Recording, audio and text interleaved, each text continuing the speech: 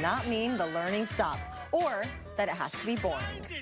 We have Emory chemistry professor Doug Mulford, who actually joins us live this morning to help teach us some cool science experiments you can do at home with your kids. Doug, good morning, and thanks so much for speaking with us. Good morning.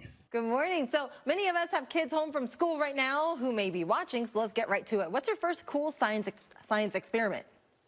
All right, so I have a couple experiments I want to do for you that are you can do with stuff around the house. So I just have a pie plate here. I'm going to add regular milk to it. Use 2% or whole milk, works best here.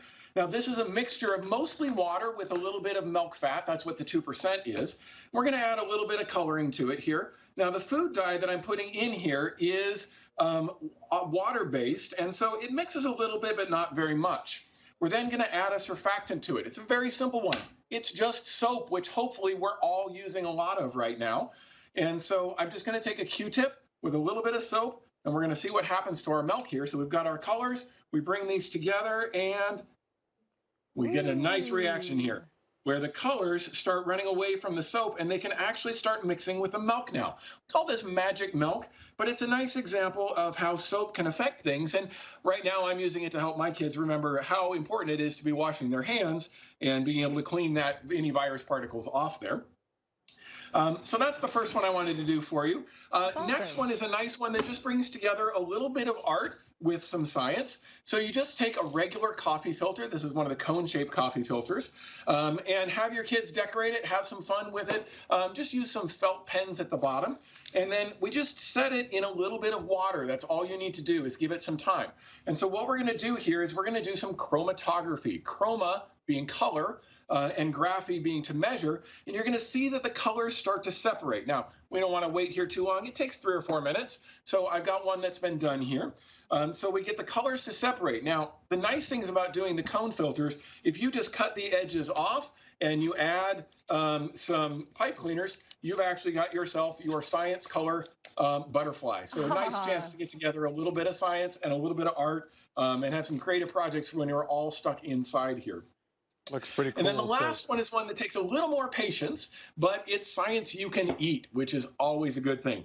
So here I just have some sugar. What you want to do is take about 3/4 cup of sugar, 3/4 cup water and 2 cups of sugar. Boil it on the stove for about 3 minutes till it's clear. You can add a little food color if you want, and then put that in a jar and let it sit. And over time, and this will be a little hard to see on the camera, but we'll start to see it, you get crystals of the sugar that are forming.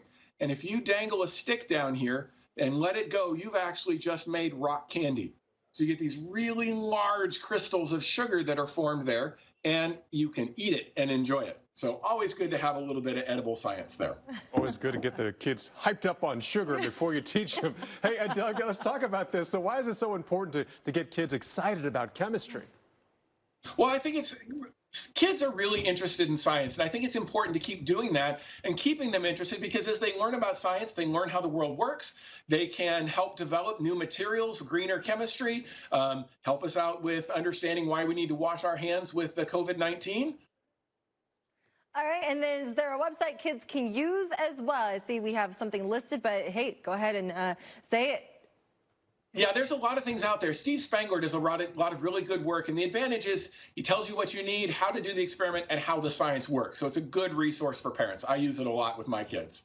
Especially now with everyone kind of locked inside, and sometimes the school lesson is boring. They can do stuff on their own. That is Emory chemistry professor Doug Mulford. Thanks so much for taking time to explain and show us some pretty cool things this morning. Yeah, very fun. I mean, we're getting so many fun experiments like yours earlier, Paul, and as well as I like that rock candy one. I'm not done, though. I'll have another one next week. Stay tuned. It's called the